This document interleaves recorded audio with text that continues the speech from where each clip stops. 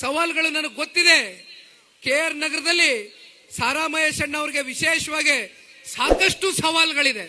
ಆದ್ರೆ ಸವಾಲುಗಳನ್ನ ಮೆಟ್ ನಿಲ್ತಕ್ಕಂತ ಒಂದು ಶಕ್ತಿ, ಆ ಸಾಮರ್ಥ್ಯ, ಆ ತಾಕತ್ತು, ಆ ದಮ್ಮು ಎಲ್ಲವೂ ಕೂಡ ಸಾರಾ ಮಹೇಶ್ ಅಣ್ಣ ಅವರಿಗೆ, ಇಲ್ಲಿರ್ತಕ್ಕಂಥ ಪಕ್ಷದ ಎಲ್ಲ ನಿಷ್ಠಾವಂತ ಕಾರ್ಯಕರ್ತರುಗಳು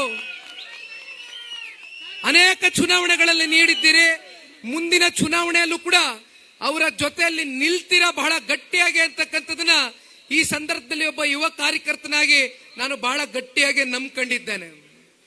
ಹಾಗಾಗಿ ಇವತ್ತೇನು ಇಡೀ ರಾಜ್ಯ ವ್ಯಾಪ್ತಿ ನಾನು ಪ್ರವಾಸವನ್ನ ಮಾಡಲಿಕ್ಕೆ ಪ್ರಾರಂಭವನ್ನ ಮಾಡಿದೆ, ಅಲ್ಲಿ ನಾನು ಗಮನಿಸಿದಂತ ಒಂದು ಸೂಕ್ಷ್ಮ ಅಂಶ ಏನಂದ್ರೆ, ಎರಡೂ ರಾಷ್ಟ್ರೀಯ ಪಕ್ಷಗಳಲ್ಲಿ ಹರೀಶ್ ಗೌಡ್ರು ಇವತ್ತು ಶಾಸಕರಿದ್ದಾರೆ.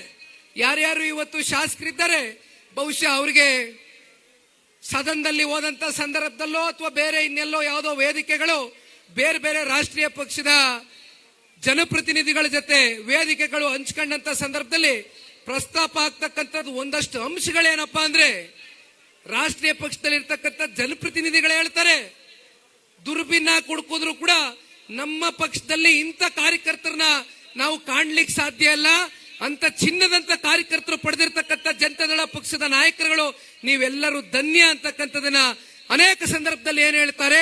ಬಹುಶಃ ಅದು ನಾನು ಕಂಡಾರೆ ಈ ಪಕ್ಷದ ಒಬ್ಬ ಯುವ ಕಾರ್ಯಕರ್ತನಾಗಿ ಇಡೀ ರಾಜ್ಯಾದ್ಯಂತ ಪ್ರವಾಸ ಮಾಡಿದಂತ ಸಂದರ್ಭದಲ್ಲಿ ಯಾವುದೇ ಅಭಿಲಾಷೆಗಳು, ಫಲಾಪೇಕ್ಷೆಗಳು, ನಿರೀಕ್ಷೆಗಳಿಲ್ದಿರ ಜನತಾದಳ ಪಕ್ಷ ಇರಬೇಕು.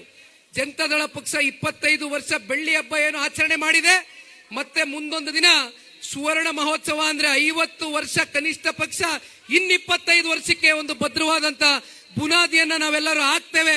ನಾವೆಂತ ತ್ಯಾಗಕ್ಕೆ ಬೇಕಾದ್ರೂ ಸಿದ್ಧ ಇದ್ದೇವೆ ಅಂತಕ್ಕಂಥದ್ದು ಪಕ್ಷದ ಕಾರ್ಯಕರ್ತರು ಎಲ್ಲೋದ್ರೂ ಕೂಡ ನಮ್ಗೆ ಆತ್ಮವಿಶ್ವಾಸವನ್ನ ತುಂಬಿಸ್ತಕ್ಕಂಥದನ್ನ ನಾವು ನೋಡ್ತಾ ಇದ್ದೇವೆ. ಇಂಥ ಚಿನ್ನದಂತ ಕಾರ್ಯಕರ್ತರಿಗೆ ಇವತ್ತು ನಿಖಿಲ್ ಕುಮಾರಸ್ವಾಮಿ ಇರ್ಬೋದು, ಸಾರಾ ಮಹೇಶ್ ಅಣ್ಣ ಅವ್ರು ಇರ್ಬೋದು, ಹರೀಶ್ ರವ್ರು ಇರ್ಬೋದು, ಅಶ್ವಿನ್ ರವ್ರು ಇರ್ಬೋದು, ನಮ್ಮ ಕೃಷ್ಣ ನಾಯಕರವ್ರು ಇರ್ಬೋದು, ಮಾದೇವಣ್ಣ ಅವ್ರು ಇರ್ಬೋದು, ಇಲ್ಲಿರ್ತಕ್ಕಂಥ ಎಲ್ಲ ಜಿಲ್ಲಾ ನಾಯಕರು ನಿಮಗೆ ಇವತ್ತು ಈ ವೇದಿಕೆ ಮೇಲೆ ಒಂದು ಮಾತನ್ನ ಬಹಳ ಗಟ್ಟಿಯಾಗಿ ಕೊಡ್ಲಿಕ್ಕೆ ಇಷ್ಟಪಡ್ತೇನೆ. ನಮ್ಮನ್ನ ವಿಧಾನಸಭಾ ಚುನಾವಣೆಗೆ ಆರಿಸ್ತಕ್ಕಂಥದಕ್ಕೆ, ನಮ್ಮನ್ನ ಸಂಸತ್ ಚುನಾವಣೆಗೆ ಆರಿಸಿ ಕಳಿಸ್ತಕ್ಕಂಥದಕ್ಕೆ ನಿಮ್ಮ ಶ್ರಮ, ನಿಮ್ಮ ದುಡಿಮೆ ಎಷ್ಟಿದೆ ಅಂತಕ್ಕಂಥದನ್ನ ನಾವು ಕಣ್ಣಾರೆ ನೋಡಿದ್ದೇವೆ. ಇವತ್ತು ಈ ವರ್ಷ ವಿಶೇಷವಾಗಿ ನಮಗೆ ಸ್ಥಳೀಯ ಚುನಾವಣೆಗಳನ್ನ ಎದುರು ನೋಡ್ತಾ ಇದ್ದೇವೆ. ಕಾಂಗ್ರೆಸ್ ಪಕ್ಷಕ್ಕೆ ಏನಾದ್ರೂ ಒಳಗಡೆ ದಮ್ಮು ತಾಕತ್ತು ಅಂತ ಪಾಪ ನಿಂತ್ಕೊಂಡು ಸದನದೊಳಗಡೆ ಮಾತನಾಡ್ತಕ್ಕಂಥದ್ದು ಬೇಡ. ನಿಮಗೆ ಒಳಗಡೆ ಏನಾದ್ರೂ ಆತ್ಮವಿಶ್ವಾಸ ಅಂತಕ್ಕಂಥದ್ದಿದ್ರೆ, ನೀವೇನಾದ್ರೂ ಈ ಸರ್ಕಾರ ಬಂದ ನಂತರ ಜನರಿಗೆ ಏನಾದ್ರೂ ಒಂದಷ್ಟು ಒಳ್ಳೇದು ಮಾಡಿದಿವೆ ಅಂತಕ್ಕಂಥದ್ದು ನಿಮ್ಮಲ್ಲೇನಾದ್ರೂ ಭಾವನೆಗಳಿದ್ರೆ, ಈ ಕೂಡ್ಲೆ ಗ್ರಾಮ ಪಂಚಾಯತಿ ಚುನಾವಣೆ ನಡಿಬೇಕು. ನೀವ್ಯಾರು ತಡೆಯಕ್ಕಾಗೋದಿಲ್ಲ. ಈಗಾಗಲೇ ಬೆಂಗಳೂರಿನ ನಗರದಲ್ಲಿ ಗ್ರೇಟರ್ ಬೆಂಗಳೂರು ಅಥಾರಿಟಿ ಚುನಾವಣೆ ನಡೆಸಬೇಕು ಅಂತ ಸುಪ್ರೀಂ ಕೋರ್ಟ್ ಛೀಮಾರಿ ಹಾಕಿದ್ದಾರೆ. ಕೊನೆಗೆ ಸುಪ್ರೀಂ ಕೋರ್ಟ್ ಛೀಮಾರಿ ಹಾಕಿದ ಮೇಲೆ ಈಗ ಚುನಾವಣೆ ನಡೆಸ್ತಕ್ಕಂಥ ಪರಿಸ್ಥಿತಿ ಬಂದಿದೆ. ಬಹಳ ದಿನ ತಳ್ಳಕ್ಕಾಗೋದಿಲ್ಲ. ಜಿಲ್ಲಾ ಪಂಚಾಯತಿ, ತಾಲೂಕ್ ಪಂಚಾಯತಿ ಚುನಾವಣೆ ನೀವು ಎದುರಿಸಲೇಬೇಕು, ನೀವು ಎದುರಿಸಲೇಬೇಕು. ಅದಕ್ಕೆ ಸಜ್ಜಾಗೋಣ.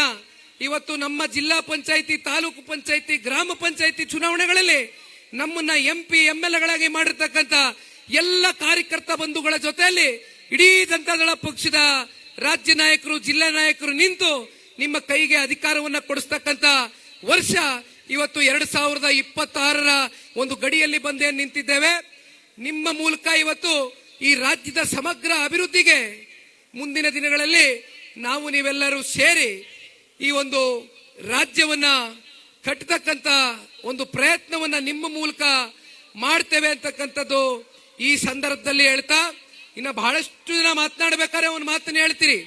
ಬಹುಶಃ ಕಳೆದ ಪಿರಿಯಾಪಟ್ಟಣ ಕ್ಷೇತ್ರದಲ್ಲಿ ನಡೆದಂತ ಸಭೆಯಲ್ಲೂ ಕೂಡ ಹರೀಶ್ ರವ್ರು ಇರ್ಬೋದು, ಮಹೇಶ್ ಅಣ್ಣ ಅವ್ರು ಇರ್ಬೋದು, ಮಾದೇವಣ್ಣ ಅವ್ರು ಇರ್ಬೋದು, ಮಾತನಾಡಬೇಕಾದ್ರೆ ಹೇಳ್ತಾ ಇದ್ರು, ಸರಿ ಸುಮಾರು 440 ಕೋಟಿ ರೂಪಾಯಿಯಷ್ಟು ಇಡೀ ಜಿಲ್ಲೆನಲ್ಲಿ ಯಾವ ಒಂದು ಸಹಕಾರಿ ಸಂಘದಲ್ಲಿ, ಯಾವ ಒಂದು ರಾಷ್ಟ್ರೀಕೃತ ಬ್ಯಾಂಕ್ಗಳಲ್ಲಿ ನಮ್ಮ ರೈತರು ಸಾಲವನ್ನ ತಗೊಂಡಿದ್ರೆ, ಬಹುಶಃ ಈ ದೇಶದಲ್ಲಿ ಯಾರಾದ್ರೂ ಒಬ್ಬ ಈ ರಾಜ್ಯದಲ್ಲಿ ಮುಖ್ಯಮಂತ್ರಿಗಳು ನಮ್ಮ ಕರ್ನಾಟಕಕ್ಕೆ ಸೀಮಿತವಾಗಿ ಮಾತನಾಡ್ತಕ್ಕಂಥದ್ದು ಬೇಡ, ಇಡೀ ದೇಶದಲ್ಲಿ ಯಾರಾದ್ರೂ ರೈತರ ಸಂಕಷ್ಟವನ್ನ ಕಣ್ಣಾರೆ ನೋಡಿ ಅರ್ತು ಒಳಗಡೆ ಒಂದು ದೃಢ ಸಂಕಲ್ಪ ಮಾಡುವ ಮೂಲಕ 2018ರಲ್ಲಿ ನನಗೆ ಇನ್ನೂ ಬಹಳ ಚೆನ್ನಾಗಿ ಜ್ಞಾಪಕ ಇದೆ.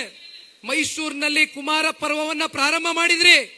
ಆ ಕುಮಾರ ಪರ್ವವನ್ನ ಪ್ರಾರಂಭ ಮಾಡಿ ಆ ತಾಯಿ ಚಾಮುಂಡೇಶ್ವರಿ ತಾಯಿಯ ಒಂದು ಆಶೀರ್ವಾದವನ್ನ ಪಡೆದು 113 ಸ್ಥಾನವನ್ನ ಈ ರಾಜ್ಯದ ಜನತೆ ನನಗೆ ನೀಡಿದಂತ ಸಂದರ್ಭದಲ್ಲಿ ನಾನು ಸಂಪೂರ್ಣ ರೈತರ ಸಾಲವನ್ನ ಮನ್ನಾ ಮಾಡ್ತೇನೆ ಅಂದ್ರು. ಆದ್ರೆ ಕುಮಾರಣ್ಣನಿಗೆ ಬಂದಂತದ್ದು ಕೇವಲ 37 ಸ್ಥಾನ. ಸಮ್ಮಿಶ್ರ ಸರ್ಕಾರದಲ್ಲಿದ್ರು. ಬಹಳ ಸುಲಭವಾಗಿ ಹೇಳಬಹುದಾಗಿತ್ತು, ನನಗೆ 113 ಸ್ಥಾನ ದೊರಕಿಲ್ಲ, ನಾನು ಯಾವ ರೀತಿ ರೈತರ ಸಾಲ ಮನ್ನಾ ಮಾಡ್ಲಿ ಅಂತ. ಯಾಕಂದ್ರೆ ಪಾಪ ಇವತ್ತು ನೋಡ್ತಾ ಇದ್ದೀರಿ ಪರಿಸ್ಥಿತಿಗಳು. ನಾ ಬತ್ತೀನಿ 5 ಗ್ಯಾರಂಟಿಗಳ ಕತೆಗೆ. ಲೇಟೆಸ್ಟ್ ಹಾಗೂ ಇಂಟ್ರೆಸ್ಟಿಂಗ್ ಸುದ್ದಿಗಳಿಗಾಗಿ ಬಾಸ್ ಟಿವಿ ಕನ್ನಡ ಚಾನೆಲ್ನ ಸಬ್ಸ್ಕ್ರೈಬ್ ಮಾಡಿ. ಹಾಗೆಯೇ ಬೆಲ್ ಐಕಾನ್ ಪ್ರೆಸ್ ಮಾಡಿ. ಇದರ ಜೊತೆಗೆ ಫೇಸ್ಬುಕ್, ಇನ್ಸ್ಟಾಗ್ರಾಮ್, ಎಕ್ಸ್ನಲ್ಲೂ ಮಿಸ್ ಮಾಡದೆ ಫಾಲೋ ಮಾಡಿ.